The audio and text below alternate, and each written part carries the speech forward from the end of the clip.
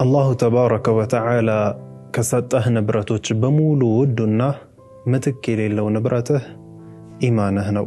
ስለዚህ በምንም አይነት መልኩ ልትቀየረው ወይም ደግሞ ልትለውጠው የሚገባ ነገር አይደለም። እጅግ በጣም ተንከባክበህ የሚያበላሽ ነገር እንኳን በምንም አይነት መልኩ እንዳይገባ ልትጠነቀቅለት የሚገባ ነገር ነው። ምክንያቱም ኢማን ማለት ነብያችን አለይሂ ሰላቱ ወሰለም እንደተናገሩት ለሚወደው እንጂ የማይሰጠው የሆነ ነገር ነው። የዱንያ ነገር ከሆነ አላህ ለሚወደውም ለማይወደውም የሚሰጠው የሆነ ነገር ነው። ስለዚህ ኢማንህን በምንም አይነት መልኩ ልታጣው አይገባህም።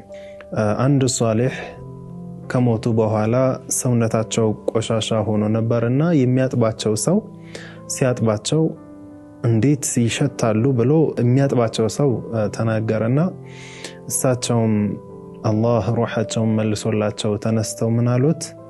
ሙት ሙስሊማን ወላ ቱባሊ፣ ሙስሊም ሆነህ ሙት ለሌላው ነገር አትጨነቅ አሉትና ሙእሚን እስከሆንክ ድረስ የዱንያ ችግርና ጭንቅ የሚያልፍና በሞት የምትገላገለው የሆነ ነገር ነው።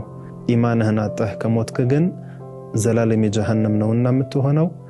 ስለዚህ ኢማንህን በምንም አይነት መልኩ በምንም አይነት ዋጋ ለመለወጥ እንዳትሞክር።